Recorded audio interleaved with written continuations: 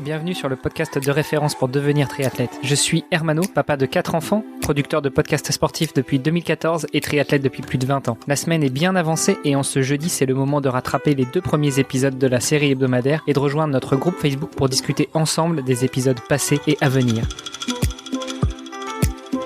Salut les sportifs, c'est Hermano et vous êtes dans l'épisode de jeudi du podcast Devenir triathlète. Olivier de Scooter m'accompagne pour co-animer cet épisode. Salut Olivier. Salut Hermano. Et notre invité de la semaine, Thomas Navarro. Salut Thomas. Bonjour à tous. Thomas, monsieur swimrun improvisé.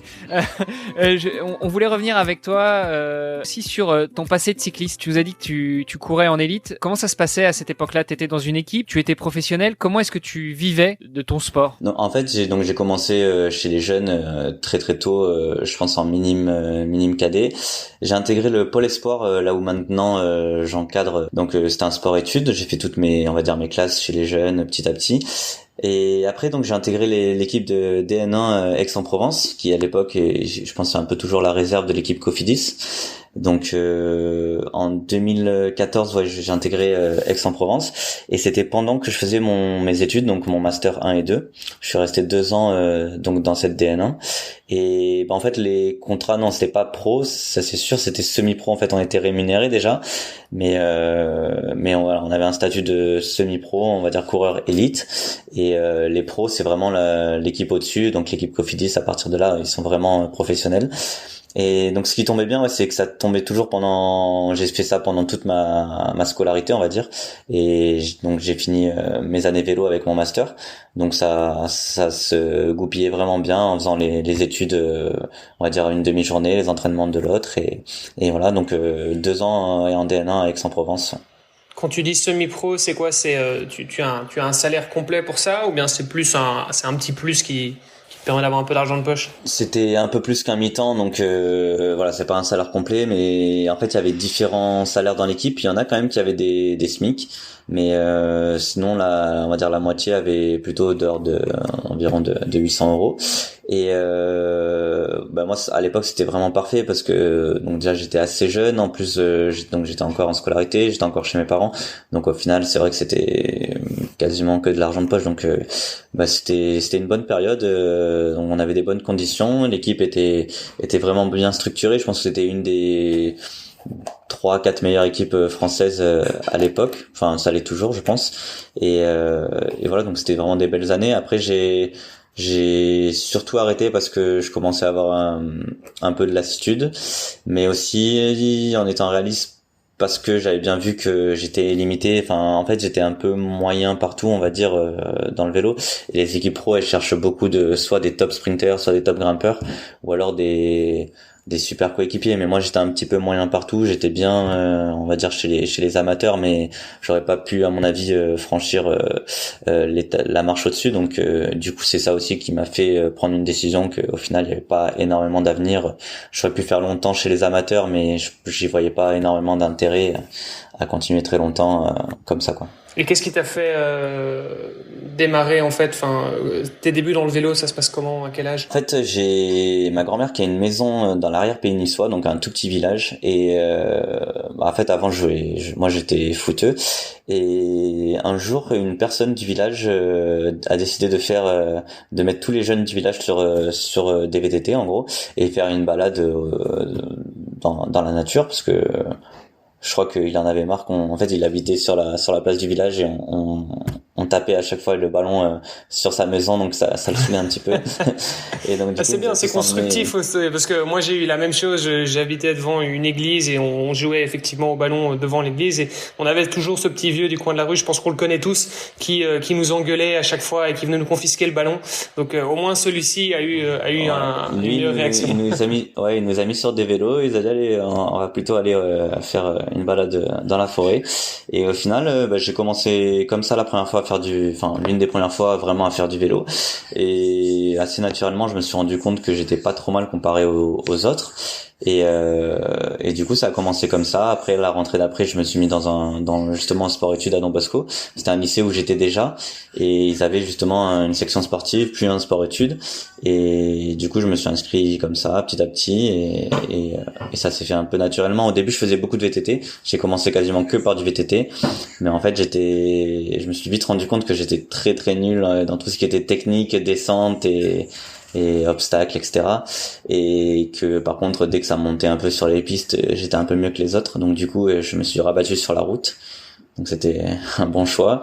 Et voilà, la première année sur route, ça a pas été... je crois qu'en KD1, j'ai fait ma première année à faire beaucoup de compétitions. J'étais vraiment pas très bien. Et la deuxième année, j'ai fait vraiment un entraînement sérieux en deuxième année de KD. Et du coup, ça a bien marché. Donc c'était cool, quoi. Et tu continues un petit peu le VTT aussi pendant tout ce temps? Non, pas du tout. Déjà, j'ai plus du tout de VTT. Puis après, c'est quand on est triathlète, c'est le temps qui manque. J'aimerais bien de temps en temps. J'ai même des amis qui étaient dans les meilleurs VTTistes, chez les jeunes, chez les meilleurs Français, etc. qui de temps en temps ils me proposent. Mais le problème, c'est que bon, déjà le matériel, quand on l'a pas, se faire prêter, etc. c'est toujours délicat. Et puis après, c'est aller prendre la journée pour aller faire du VTT au lieu d'aller nager ou courir. C'est toujours après, quand on est triathlète, dès qu'on fait pas le sport pendant 2 jours, on culpabilise. Donc voilà. Donc non, je fais pas de VTT malheureusement. Juste de temps en temps, on a fait l'an dernier avec des amis justement. À Oron, dans une station de ski, c'est une super, ils ont tout mis en place pour faire du VTT de descente avec les remontées mécaniques, etc. Donc de temps en temps, juste on se fait une journée comme ça, mais c'est juste pour le plaisir, et sinon pas d'entraînement en VTT. Après, si t'aimes bien le VTT et que tu prends goût au swimrun, tu pourras toujours te laisser tenter sur des parcours Xterra ou quoi par la suite. Petite reconversion envisagée. Je connais bien le Xterra parce que du coup, un de nos compagnons d'entraînement, Maxime Chanet, il s'entraîne avec nous en natation, et c'est, on va dire, l'un des meilleurs Français en Xterra. Et donc du coup, je m'intéresse pas mal à ce qu'il fait, mais après, comme je disais, le VTT, tout ce qui est technique, c'est vraiment pas trop pour moi, donc je pense que je suis mieux sur la route. Là, on a vu quand est-ce que tu commences le vélo, comment tu commences à évoluer. Moi, le dernier ancien pro qui m'a dit j'étais pas trop mauvais, mais j'étais vraiment bon nulle part, c'était Steven Le Yarrick.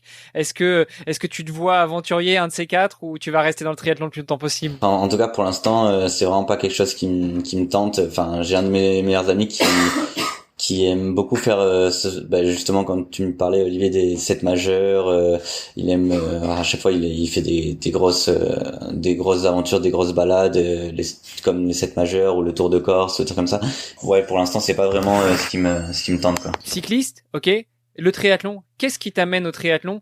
Pourquoi tu switches? Et qu'est-ce qui fait que tu y restes, en fait? Parce que à la limite, tu te dis OK, j'ai pas forcément le niveau en natation, mais qu'est-ce qui fait que t'as vraiment accroché dans ce sport? Je pense que c'est déjà le fait d'avoir les 3 disciplines. C'est vraiment quelque chose qui est pas monotone comme le vélo. Enfin, c'était vraiment quelque chose que je me disais quand je m'entraînais tout seul, parce que un jour où je voulais pas nager ou rouler, j'allais courir, par exemple.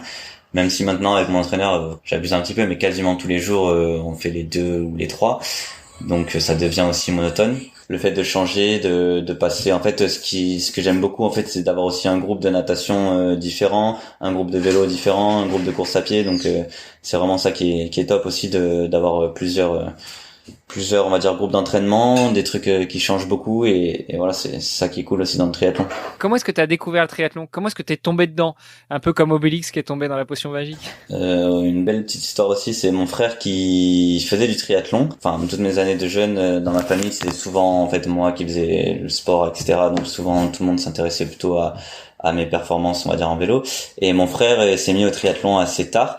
Et il a fait le triathlon de l'Alpe d'Huez, où il a fait un top 20, donc c'était quand même une grosse course, c'était une belle place. Et en fait, je me rappelle, un jour, je rentre d'une compétition, et il me dit, mais de toute façon, en gros, t'es bon qu'à faire du vélo, t'arriveras jamais à faire natation, vélo, course à pied. Et il t'a piqué au vif, là. Ça, c'est bien un truc de frère, ça. surtout, il me disait, tu pourras jamais faire mieux que top 20 à l'Alpe d'Huez. Et en fait, la première année, quand je me mets au tri, justement, j'avais cet objectif de l'Alpe d'Huez. Et donc, du coup, j'ai fait le triathlon la première année, et je fais 10e. Et donc là, tu lui as mis la petite claque derrière la tête. Ouais, voilà, ça s'est un peu passé comme ça. C'est ton grand frère ou ton petit frère? Il a 4 ans de plus. Ouais. D'accord, ok. Ah ouais, donc en plus quoi. Tu as dit, puis t'as dû lui répondre un truc du genre de toute façon maintenant t'es trop vieux pour me rattraper, donc cours toujours. Non, du coup après il avait arrêté, mais en tout cas c'est ça qui m'a un petit peu lancé. Après il y avait aussi plein d'autres choses. Il y a le fait que quand j'étais sur Nice et que je faisais du vélo, il y avait Romain Guillaume qui s'entraînait à Nice. Et en fait, comme surtout triathlète longue distance qui roule quasiment assez tous les jours, ça m'est arrivé de partager pas mal de sorties avec Romain et des grosses sorties, et j'avais beaucoup d'admiration déjà pour ce qu'il faisait, parce que des fois nous justement on partait pour des 3 heures ou 4 heures de vélo et on avait fait notre journée, c'était déjà suffisant. Et Romain, quand on partait ensemble, il me disait là je dois faire 200 bornes, après quand je rentre je vais aller courir. Je dis mais c'est un malade. et du coup voilà, ça on va dire c'est deux petites choses qui m'ont fait me dire que c'était vraiment un sport assez cool. Oui, je te comprends tout à fait. Moi c'est pareil, hein, je viens plutôt du vélo à la base, et effectivement c'était des amis à moi qui étaient triathlètes, et en fait je me rendais compte que les mecs ils faisaient la même chose que moi, mais sauf qu'ils faisaient ça fois 3 quoi, grosso modo. Ouais. Donc c'est là où t'es en admiration totale quoi. Ouais. Ça, et je pense aussi il y a aussi le côté, ça a beaucoup joué pour moi, le fait de vraiment se construire, on va dire, sur tous les plans, parce qu'en cyclisme, bon, si on regarde la plupart des corps, maintenant ça a un petit peu changé, mais on regarde les corps un petit peu des cyclistes, bon ouais, on est musclé des jambes, mais après le haut c'est vraiment très fin, c'est pas un sport très complet, tandis qu'en triathlon, ce qui est vraiment cool et ce qui me plaît beaucoup, c'est que on se développe sur tous les points, physiquement, mais sur d'autres points aussi, au niveau sur des sports vraiment où on commence à faire des Ironman, t'apprends beaucoup sur toi-même, sur la gestion, sur tout ça, et c'est vraiment intéressant quoi. C'est plus complet à tous les niveaux finalement, que ce soit au niveau du corps, mais même pour tout le reste, parce que effectivement c'est une philosophie en tant que telle, un mode de vie qui change tout en fait dans ton quotidien. Ah oui, c'est sûr que par contre quand on fait ça et à haut niveau, je pense que souvent même des personnes de ma famille ils comprennent pas trop, et ils sont un peu déconnectés en fait quand on n'est pas dans ce monde, on se rend pas compte, mais ouais, c'est un monde complètement à part et qui prend tout notre temps, toute notre attention, toute notre énergie, et c'est bien parce que c'est vraiment, on le vit à 100%, donc ça c'est cool quoi. Et du coup ça explique aussi le fait que en tant que triathlète on a souvent tendance à justement se créer un peu sa petite bulle d'une certaine manière avec des triathlètes, et ne rester, de côtoyer de plus en plus de triathlètes, parce que c'est les seuls qui nous comprennent d'une certaine manière. Ouais, carrément. Mais comme je disais, nous on a la chance d'avoir on est 4 là sur Nice, on s'entend super bien, on est quasiment tout le temps ensemble, on fait quasiment toutes les activités ensemble. Donc c'est cool d'avoir ce groupe vraiment assez soudé. Et après, comme je disais, on a notre groupe de natation, donc on croise d'autres personnes, par exemple Maxime Chanet que j'en ai parlé, Alexandre Blin, ancien pro aussi. On a d'autres nageurs avec Raphaël Montoya aussi qui a été champion du monde. Donc ça qui est bien, on a aussi d'autres personnes, et ça permet de voir pas mal de monde, de rester quasiment qu'avec des triathlètes. Et après on s'entraîne aussi avec des coureurs à pied, ou comme ça permet aussi d'échanger pas mal nos expériences, mais c'est vrai que 95% de mes amis ils font du sport et ils comprennent totalement quoi. Je vous propose qu'on vienne demain. Moi j'ai des milliers de questions sur toute la partie finance professionnel, et comment on est athlète professionnel, comment on vit de son sport.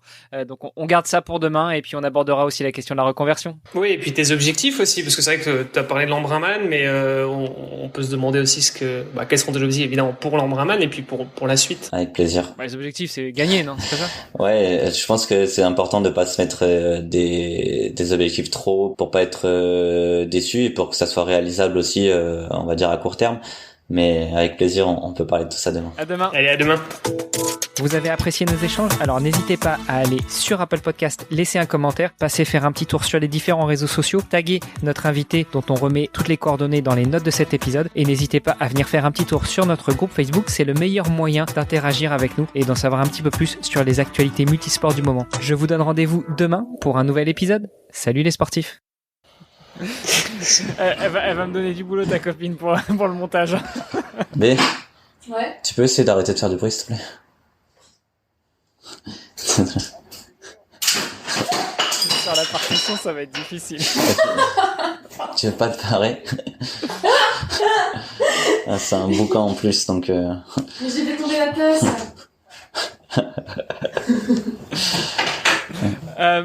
Donc ça devient aussi monotone. Attends, parce que là...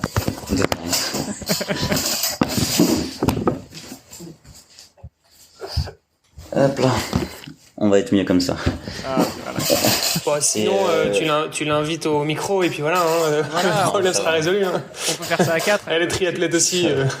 Ouais, mais c'est trop un boucan pour qu'elle soit là.